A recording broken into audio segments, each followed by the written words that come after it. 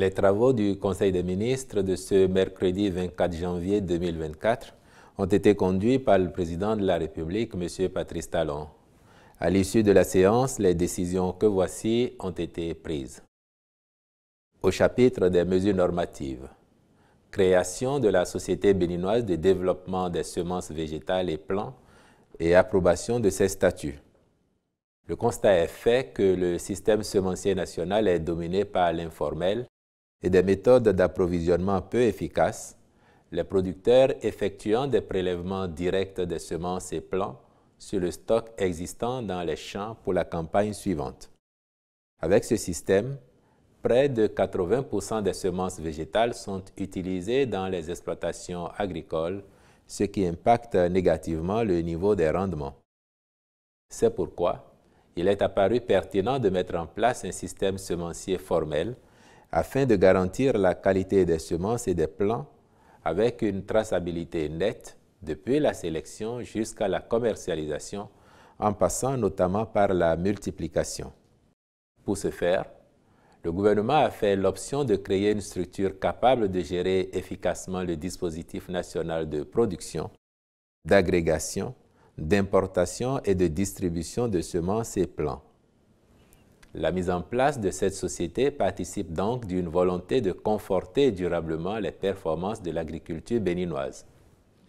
Elle sera dédiée à l'organisation de l'industrie semencière autour des espèces vivrières, horticoles, fourragères, fruitières et forestières pour répondre aux besoins en semences et plants de qualité et améliorer le taux d'utilisation des semences et plants certifiés hormis les organismes génétiquement modifiés OGM.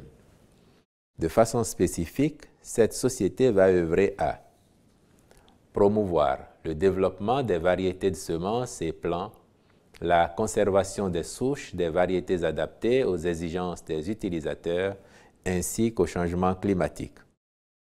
Appuyer le renforcement de capacités de toutes les catégories d'acteurs impliqués dans le développement des variétés, la production et la gestion des semences et plants. Créer des réseaux de collecte et de distribution des semences et plants en veillant à prendre en compte les retours d'expérience des utilisateurs pour améliorer la qualité des semences et plants. Installer des centres modernes de traitement, de conditionnement et de stockage-conservation des semences et plants. Mettre aux normes les infrastructures existantes de production, de contrôle de qualité, de traitement, de conditionnement et de stockage-conservation des semences et plants. Renforcer les capacités de contrôle et de certification des semences végétales et plants. Les ministres concernés par le sujet accompliront les diligences nécessaires à la formalisation de la société et à son opérationnalisation. Au chapitre des communications, en point 1, mission de maîtrise d'œuvre complète des projets de réhabilitation de l'Institut français d'Afrique noire IFAN à Abomey et de construction des commissariats de police de Djegbadji et d'Avlekete à Ouida. Dans le cadre de la mise en œuvre du projet de réhabilitation des anciens palais royaux, l'UNESCO a recommandé de redistribuer certaines fonctionnalités du Musée des Rois et des Amazones du Dahomey, dont le site se trouve sur la liste du patrimoine mondial, aux anciens palais royaux, ainsi qu'à l'Institut français d'Afrique noire. À cet effet, un cabinet spécialisé dans la réhabilitation d'édifices à caractère patrimonial a été sollicité pour assurer les études architecturales et techniques, de même que le suivi des travaux. S'agissant des commissariats d'Avlekete et de Djegbadji, leur reconstruction se justifie par la présence des bâtiments qui les abritaient dans les emprises du projet d'aménagement d'une station balnéaire d'exception à Avlekete et du projet de construction du complexe touristique Marina près de la porte du non-retour à Djegbadji dans la commune de Ouida. C'est pour mener à bien ces missions que le Conseil a autorisé la contractualisation avec des cabinets identifiés et instruit les ministres concernés de veiller à la bonne exécution de leur cahier de charges. En point 2, signature d'un accord cadre pour le renforcement du programme nutritionnel des cantines scolaires et l'implantation d'une usine de transformation de produits agricoles locaux en compléments alimentaires. La malnutrition, en plus d'être la cause sous-jacente de plus de 45% des décès d'enfants de moins de 5 ans, est, dans sa forme chronique, un obstacle au développement et à la valorisation des ressources humaines. Grâce aux interventions de l'État, la prévalence de la malnutrition aiguë au Bénin s'est améliorée pour s'établir, suivant la dernière enquête démographique et de santé EDS, à 5% en 2018, tandis que celle de la malnutrition chronique, suivant la même trajectoire positive, est descendue à 32,2% en 2018. Malgré ces progrès, l'action de l'État doit s'intensifier pour combler rapidement les écarts. En conséquence, le gouvernement a donné plus d'envergure au Programme national d'alimentation scolaire intégrée, qui permet aujourd'hui à plus d'1 million d'enfants des écoles primaires publiques d'être alimentés par jour, puis créer l'Agence nationale pour l'alimentation et la nutrition. Si le modèle des cantines scolaires s'appuie sur l'utilisation des produits locaux pour diversifier et enrichir l'alimentation, la disponibilité des aliments est, cependant, tributaire des saisons.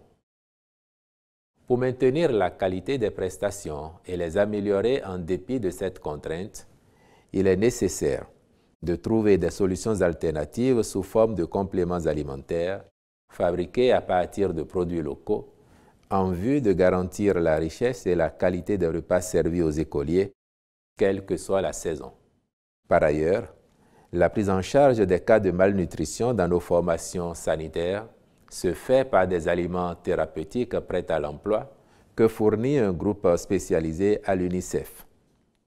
Aussi, au regard des quantités utilisées, le gouvernement a-t-il jugé pertinent de développer une capacité de production sur place au Bénin, non seulement pour faciliter la disponibilité permanente de ces produits, mais aussi pour renforcer le tissu économique local.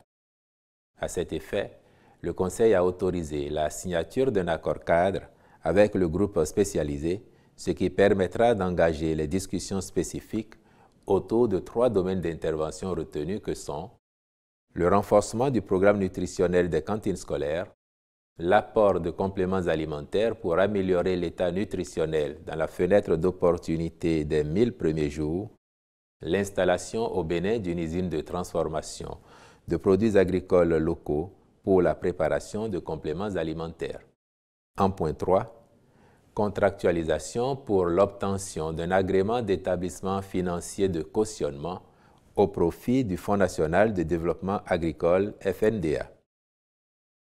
Nonobstant l'apport qualitatif du FNDA au profit du monde agricole, ces résultats pourraient être améliorés substantiellement si la garantie qu'elle propose était éligible dans le cadre du dispositif prudentiel en vigueur au sein de l'Union monétaire ouest-africaine UMOA. Étant donné que ce n'est pas le cas, cette situation influence négativement son acceptation par les institutions financières partenaires. C'est pour améliorer la qualité de cette garantie et élargir sa gamme de facilités d'accès aux financements agricoles que le gouvernement a autorisé le fonds à recourir à l'agrément de l'autorité de régulation bancaire de l'UMOA. Le Conseil a donc marqué son accord pour le recrutement d'une expertise internationale pour accompagner le FNDA dans le processus d'obtention du dit agrément d'établissement financier de cautionnement. Au chapitre des mesures individuelles, les nominations ci-après ont été prononcées. À la présidence de la République, président du Conseil national de l'éducation, M. Noël Akhonayon Gbagidi. Au ministère de l'Économie et des Finances, en charge de la coopération, directeur général du Centre national d'investigation numérique, M. Wanilo Medegan-Fagla. Directeur général de la Société de développement hôtelier du Bénin, M. Adjele Aminou Maman. Au ministère de la Santé, conseil technique au partenariat et à la politique sanitaire, Mme Annonciate Semenvo Aviansou. Directeur adjoint de la planification, de l'administration et des finances, M. Yentabou Florent Jacob Akplomé. Au ministère du numérique et de la digitalisation, secrétaire général du ministère, M. Marius Ataï Guédégbé. Au ministère de l'Industrie et du Commerce, directeur adjoint de cabinet, Mme Émilie Thibouté. Conseiller technique aux accords internationaux, M. Benjamin Alamenou. Conseiller technique au suivi des projets, M. Mohamed Kankou Hamissou.